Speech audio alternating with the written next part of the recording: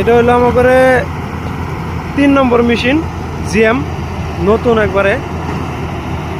এই যে ধান কাটতেছে, এটা ঘন্টায় 2.5 বিঘা করে কাটবো। এই যে এটা যাবো ঘন্টায় 2.5 বিঘা।